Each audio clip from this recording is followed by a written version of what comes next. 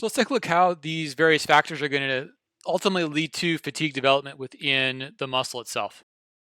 So we start with the initial recruitment. And the initial recruitment is going to lead to excitation contraction couple, at which point in time we're going to be relying upon the uh, phosphagen pathway in order to regenerate ATP to allow for sustained contraction. Once again, remember, we're only going to have a few seconds utilizing this pathway here before we have to start to worry about coming into play. As we start worrying about other pathways coming into play, we're going to start to accumulate metabolites. And those accumulated metabolites are going to start to slow down the rate of ATP turnover. But we also have to start building metabolites, and the rate at which those metabolites come about will start to slow down the rate at which ATP turnover occurs.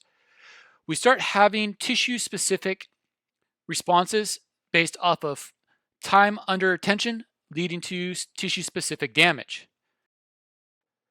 We start to accumulate metabolites based off of the change of energetic pathways. We also start to lose the 2x fibers from the maximal volitional contraction. We start having impacts of adenosine within the muscle fascicles itself. It's going to start to slow down the rate of depolarization, but it's also going to start to inhibit the rate at which ATP is being turned over. We start having tissue-specific inflammatory signals here. We start combining these tissue-specific adaptations in terms of responses within the tissue to the contractions, and we start losing the larger of the two fibers. So we've lost the X's all by themselves, but now we're starting to lose the intermediates, the A continuums. So the AX's, the AB's, the B's, the AC's, the C's are starting to get lost. But we also start to have triggers on the nociceptors. We start having ROS, metabolites, ion changes, pH changes, mechanical damage signals, all triggering receptors, which are going to send feedback loops off of the spinal thalamic afferents, as well as the type 3 and type 4 afferents from the muscle spindle fibers. We start getting signals that say, hey, dummy, you need to slow down the rate of contraction. But we also start to have intracellular inhibition on the anaerobic pathways. We start becoming more reliant upon the aerobic pathways, which means that we're starting to lose even the type 2A fibers within the contraction. We start having changes of temperature within the muscle cell itself. The muscle cell starts to feel hot. We continue to have signals, and this time here, we're starting to get signals up to the hey dummy center. Says, hey dummy, you need to stop. You need to stop, or we're going to have significant amount of damage within the muscle. We're not going to be able to do a necessary contraction in order to get ourselves out of trouble if we don't stop right now. We've now started to drop all of the type 2 fibers because the rate of return on ATP is so minimal right now, so low, that we cannot get ATP fast enough for the fast twitch fibers to twitch. We continue to build up nociception. We continue to lose glycolytic pathways. We get this continuum of effect leading to a full contraction stop.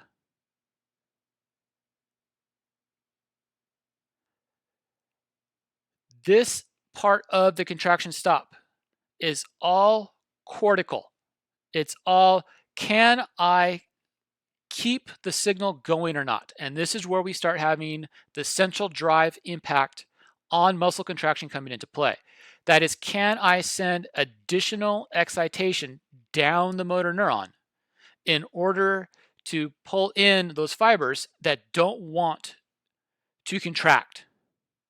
If I cannot get those fibers to contract, or if I cannot send the signal to get those fibers to contract, then I'm going to stop the contraction altogether. So let's take a look at how this functions within the tissue itself, and this is where we have to go back and remember what's going on within the sarcomere.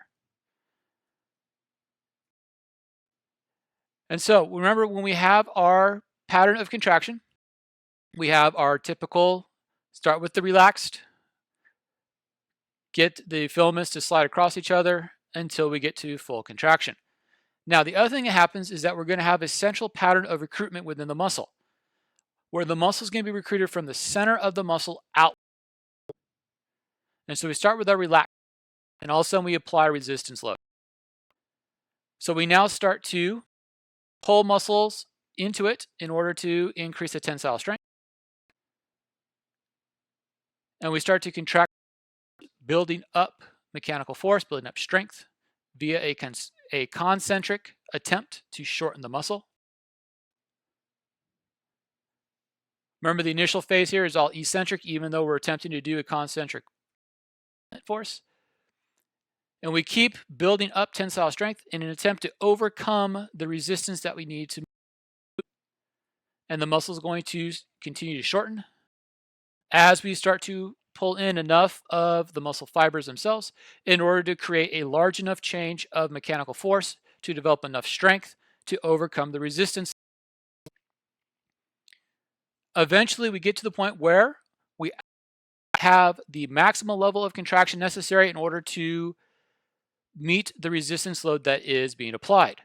This is where we get the plateau phase of the contraction, or the isometric phase line. So now if we want to do a sustained contraction to keep this maximal level of recruitment, however, we're going to start losing muscle fibers within this. And we're going to slowly start to lose the muscle fibers, and we slowly start losing muscle fibers from the largest to the smallest.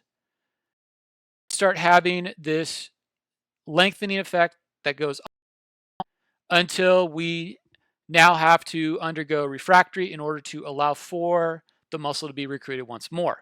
And this is where, go back to the size principle again, the larger fibers need more time in refractory before they can get depolarized again, because they have a larger amount of membrane that needs to undergo refractory. And so large muscle fibers can take minutes before they're able to be recruited again, just off of membrane potential issues. Whereas smaller fibers usually can get re-recruited within seconds. And part of this, if you are a person who works out a lot, is why you have your rest intervals in between your sets of exercise that are going to vary based off of how much weight you are attempting to move. And so when we look at this overall contraction in order to strength by changing mechanical force, we have our normal contraction phase. Now what happens if we want to a sustained maximal isometric contraction? Well, we still have our contraction phase, except what ends up happening is that we have a truncated isometric in terms of maximal force. Now, the length of the muscle is going to stay for a longer period of time at the length that it is. However, the force, the strength that's there is going to continually drop. The strength that we see will be attempted to maintain via a trepping within a prolonged eccentric phase in an attempt to keep within an isometric length for the contraction. And so if we look at what happens as we start to recruit the muscle more often, what ends up happening is seeing something that looks like this, where we have the dashed line. What ends up happening is that I start to send additional signals down. And those additional signals is going to try to keep the isometric contraction at the strength level that it was when I first went into the isometric contraction. But eventually, I don't have enough willingness to recruit, or the muscle itself is unable to be recruited. And then we're going to start to trep late in the contraction phase, and then we're eventually just going to peter out altogether and not be able to be recruited and have to go through full refractory. And so what do you think would happen should we attempt to do repeated isometric contractions at that given load? Would we see a larger maximal strength, a lower maximal strength, a shorter time of contraction, or a longer time of contraction if we attempt to do repeated contractions, one after the other after the other?